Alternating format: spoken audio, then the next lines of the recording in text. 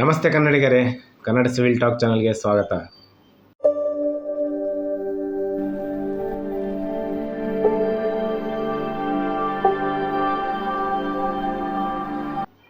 ಇವತ್ತು how to calculate the column size. ಅಂದರೆ ಒಂದು ಸ್ಕ್ವಯರ್ ಕಾಲಮ್ ಇದ್ದರೆ ಅದಕ್ಕೆ 1800 kg ಅಂದರೆ 1800 ಕಿಲೋನ್ಯೂಟನ್ ಲೋಡ್ ಆ್ಯಕ್ಟ್ ಆಗ್ತಿದ್ರೆ ಅದು ಏನು ಸೈಜ್ ಕಾಲಮ್ ಮಾಡಿದರೆ ಅದು ನಮ್ಮ ಸೇಫ್ಟಿ ಆಗಿರುತ್ತೆ. ಏನು ಕಾಲಮ್ ಸೈಜ್ ಹೇಗೆ ಡಿಸೈಡ್ ಮಾಡೋದು ಅಷ್ಟಕ್ಕೆ ಅಂದರೆ 1800 ಕಿಲೋನ್ಯೂಟನ್ ಲೋಡ್ಗೆ ಸಸ್ಟೈನ್ ಆಗಂಗೆ ಕಾಲಮ್ ಸೈಜ್ ಯಾವ ಥರ ಪ್ರಿಫರ್ ಮಾಡಬೇಕು, ಏನು ಸೈಜು ಅಂತ ತಿಳ್ಕೊಳ್ಳೋದು. ಓಕೆ, ಇದರಲ್ಲಿ ತುಂಬ ಅಂಥದ್ದು ಏನಿಲ್ಲ, ಒಂದು 2-3 ಬೇಸಿಕ್ ಫಾರ್ಮುಲಾಸ್, ಆ ಫಾರ್ಮುಲಾಸ್ ಎಲ್ಲ ನಮ್ಗೆ ಕೊಡ್ಬೇಕಲ್ಲೇ ಇರುತ್ತೆ. ಮತ್ತು ಒಂದು ಸ್ವಲ್ಪ ಕನ್ಸಿಡ್ರೇಷನ್ಸ್ ಮಾಡೋದಿರುತ್ತೆ. ಅದನ್ನು ಮಾಡಿದರೆ ಕಾಲಮ್ ಸೈಜ್ನ ಈಸಿಲಿ ನಾವು ತೆಗಿಬೋದು. ಓಕೆ, ಇದು ಜಸ್ಟ್ ಬೇಸಿಕ್ಸು. ಮುಂದೆ ಕೆಲವೊಂದು ಚೆಕ್ಸ್ ಎಲ್ಲ ಬರುತ್ತೆ.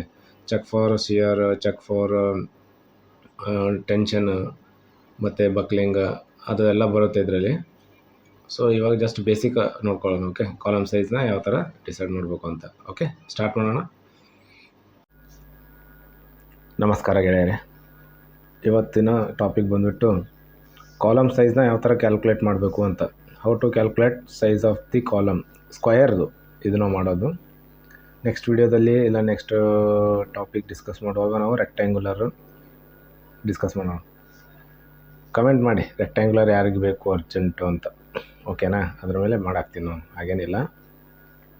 ಇವತ್ತಿನ ಟಾಪಿಕ್ ಇದೆ, ಕಾಲಮ್ದು ಸ್ಕ್ವಯರಲ್ಲಿ ಮಾಡೋಣ. ಕಾಲಮ್ ಸೈಜ್ನ ಯಾವ ಥರ ಕನ್ಸಿಡರ್ ಮಾಡಬೇಕು, ಯಾವ ಥರ ಕ್ಯಾಲ್ಕುಲೇಟ್ ಮಾಡಬೇಕು ಅನ್ನೋ ಥರ. ಓಕೆ, ಈಗ ಇಲ್ಲೊಂದು ಕಾಲಮ್ ಕೊಟ್ಟಿದ್ದಾರೆ. ಈ ಕಾಲಮ್ ಮೇಲೆ ನಮಗೆ 1800 ಕಿಲೋನ್ಯೂಟನ್ ಆ್ಯಕ್ಟ್ ಆಗ್ತಾಯಿದೆ. ಈಗ ನೀವು ನಿಮ್ಮ ಪ್ರಾಬ್ಲಮಲ್ಲಿ ಇಲ್ಲಾಂದರೆ ನಿಮಗೆ ಪ್ರಾಕ್ಟಿಕಲಲ್ಲಿ ಲೋಡ್ ಯಾವ ಥರ ಎಷ್ಟು ಬೀಳ್ತಾಯಿದೆ ಅಂದರೆ ಆ ಲೋಡ್ನ ಇಲ್ಲಿ ನೀವು ಬರ್ಕೊಂಡ್ರೆ ಮುಗೀತು. ಆಯಿತಾ, ಇಲ್ಲಿ 1800 ಅಂತ ನಾವು ತೊಗೊಂಡಿದ್ದೀವಿ. ಈಗ let's consider the load acting on column P ಅಂತ ಕನ್ಸಿಡರ್ ಮಾಡ್ತೇವೆ. ಲೋಡ್ದು 1800 ಕಿಲೋನ್ಯೂಟನ್, ರೈಟ್?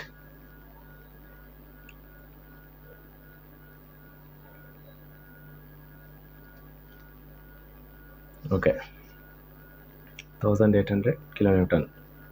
ಈಗ ಕೊಟ್ಟಿದ್ದು ಜಸ್ಟ್ ಲೋಡ್ ಕೊಟ್ಟಿದ್ದಾರೆ. ಇದನ್ನು ನಾವು ಫ್ಯಾಕ್ಟರ್ಡ್ ಲೋಡ್ ಮಾಡಬೇಕು. ಅಂದರೆ ಈಗ ಕೊಟ್ಟಿರೋ ಲೋಡು ಎಕ್ಸಾಕ್ಟ್ ಲೋಡ್ ಇಷ್ಟೇ ಆಗಿರುತ್ತೆ. ಬಟ್ ನಾವು ಇನ್ ಕೇಸ್ ಫ್ಯೂಚರಲ್ಲಿ ಏನಾದರೂ ಈಗ ಹೇಳಿದಷ್ಟೇ ಲೋಡ್ನ ಆ್ಯಕ್ಟ್ ಆಗಲ್ಲ, ಒಂದು ಸ್ವಲ್ಪ ಹೆಚ್ಚು ಕಮ್ಮಿ ಆಗುತ್ತೆ. ನಾವು ಎಷ್ಟು ತೊಗೋಬೇಕು ಫ್ಯಾಕ್ಟರ್ಡ್ ಆಗಿ, ಅದು ನಮ್ಮ ಸಿವಿಲಲ್ಲಿ 1.5 ಅಂತ ತೊಗೋಬೇಕು ಫ್ಯಾಕ್ಟರ್ಡ್. ಸೊ ಫ್ಯಾಕ್ಟರ್ಡ್ ಇಂಟು ಗಿವನ್ ಲೋಡ್ ಎಷ್ಟು ಕೊಟ್ಟಿದ್ದಾರೆ ಅದಕ್ಕೆ ಫ್ಯಾಕ್ಟರ್ಡ್ ಲೋಡ್ PU ಇದನ್ನು ಇಂಡಿಕೇಟ್ ಮಾಡ್ತೀವಿ. PU = 1.5 ಇಂಟು P ಕೊಟ್ಟಿರೋ ಲೋಡನ್ನ ಇದಕ್ಕೆ ಹಾಕಿದರೆ ನಾವು ಎಷ್ಟು ಬರುತ್ತೆ? PU ಎಷ್ಟು ಬಂತು? 2700 ಕಿಲೋನ್ಯೂಟನ್. ನಮಗೆ ಇದಕ್ಕೆ ಡಿಸೈನ್ ಮಾಡೋಂಗಿಲ್ಲ, ಅಂದರೆ ಇದಕ್ಕೆ ಕಾಲಮ್ ಸೈಜ್ ತೆಗಿಯೋಂಗಿಲ್ಲ. ಈ ಲೋಡಿಗೆ ನಾವು ತೆಗಿಬೇಕು. ಯಾವಾಗಲೂ ನಾವು ಪ್ಲಸ್ ಜಾಸ್ತಿ ಇಟ್ಕೊಂಡೇ ಮಾಡಬೇಕು ಏನೇ ನಾವು ಕ್ಯಾಲ್ಕುಲೇಷನ್ ಮಾಡ್ಬೇಕಂದ್ರೆ ಸಿವಿಲಲ್ಲಿ. ಇದು ಬೇಸಿಕ್ ಸ್ಟೆಪ್, ಆಯಿತಾ? ಸೊ ನಮಗೆ ಎಷ್ಟು ಬಂತು? ಇದು ಕಿಲೋನ್ಯೂಟನಲ್ಲಿದೆ, ನ್ಯೂಟನಲ್ಲಿ ಕನ್ವರ್ಟ್ ಮಾಡಿದರೆ PU = 2700 × 10³ ನ್ಯೂಟನ್. ಓಕೆನಾ? ಈಗ ನೋಡಿ, ಈಗ ನಮಗೆ ಫ್ಯಾಕ್ಟರ್ಡ್ ಲೋಡ್ ಬಂತು. ನೆಕ್ಸ್ಟ್ ಏನಪ್ಪ ಅಂದರೆ, as per IS 456/2000 page number 71 class 39.3 code book ನೀವು ನೋಡಿದರೆ ಗೊತ್ತಾಗುತ್ತೆ. ಕೋಡ್ ಬುಕ್ಕು ನಿಮ್ಮ ಹತ್ರ ಇದೆಯಾ? ಕೋಡ್ ಬುಕ್ ಯಾವ ಥರ ನಾನು ತೋರಿಸ್ತೇನೆ ನಿಮಗೆ. ನೋಡಿ, ಒಂದು ಸಲ ಕೋಡ್ ಬುಕ್ ತಗೊಂಡ್ರೆ ನಿಮಗೆ ಈಸಿ ಆಗುತ್ತೆ ನೋಡ್ಕೊಳ್ಳಿಕ್ಕೆ ಎಲ್ಲನೂ ಸಹ. ನೋಡಿ, ಇದು ಕೋಡ್ ಬುಕ್ಕು ಈ ಥರ ಬರುತ್ತೆ. Indian standard plain and reinforced concrete code for practice IS 456/2000 ಇದೇ ಕೋಡ್ ಬುಕ್ ನಾನು ಹೇಳಿದ್ದು. ಇದೇ ಕೋಡ್ ಬುಕ್ಕಲ್ಲಿ ಪೇಜ್ ನಂಬರ್ ಏನಂತ ಹೇಳಿದೆ ನಾನು? 71 ಕ್ಲಾಸ್. ನೋಡಿ, ಇಲ್ಲಿ 71 ಇದೆ, ರೈಟ್? 71 ಕ್ಲಾಸ್ ಯಾವುದು? 39.3 ಕ್ಲಾಸಲ್ಲಿ ಈ ಫಾರ್ಮುಲಾ ಇದೆ ನೋಡಿ. ಈ ಫಾರ್ಮುಲಾ ನಾವು ತೊಗೊಂಡು ನಾವು ಕ್ಯಾಲ್ಕುಲೇಷನ್ ಮಾಡಬೇಕು. Okay, right? ನೋಡಿ, ಆ ಫಾರ್ಮುಲಾ ಇಲ್ಲಿದೆ. We get PU = 0.4 into FCK into AC plus 0.67 into FY into ASC. ಇಲ್ಲಿ AC ಅಂದರೆ ಏನು, FY ಅಂದರೆ ಏನು, FCK ಅಂದ್ರೇನು, ASC ಅಂದ್ರೇನು ಇಲ್ಲಿ ನೋಟಲ್ಲಿ ಬರ್ದಿದ್ದೀನಿ ನೋಡಿ. FCK ಫಸ್ಟಿಗೆ ಅಂದರೆ characteristics compressive strength of the concrete. ಅಂದರೆ ನಾವು ಯಾವ ಗ್ರೇಡ್ ಕಾಂಕ್ರೀಟ್ ತೊಗೊಳ್ತಿದ್ದೀವಪ್ಪ ಅದನ್ನು ಎಫ್ ಸಿ ಕೆಯಿಂದ ಡಿನೋಟ್ ಮಾಡ್ತೇವೆ, ರೈಟ್.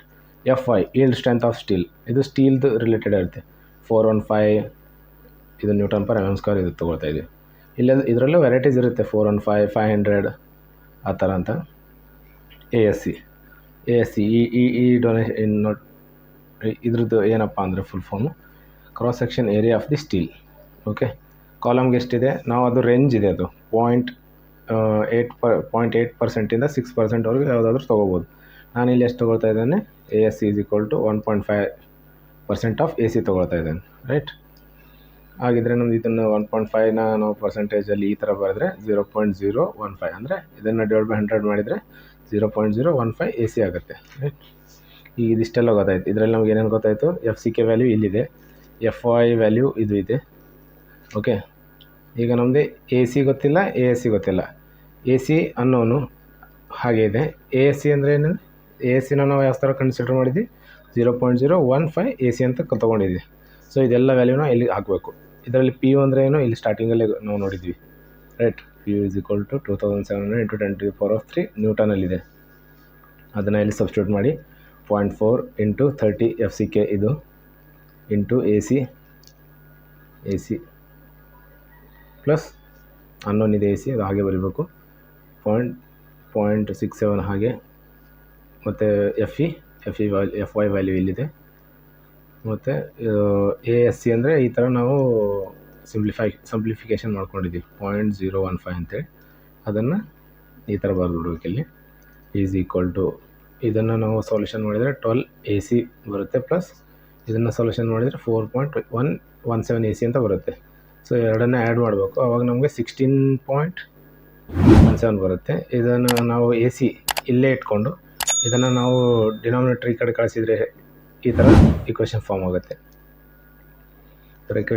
ಆವಾಗ ನಮಗೆ ಎ ಸಿ ವ್ಯಾಲ್ಯೂ ಎಷ್ಟು ಬರುತ್ತೆ, 166.9 × 10⁻³ mm² ಅಲ್ಲಿ ಬಂತು.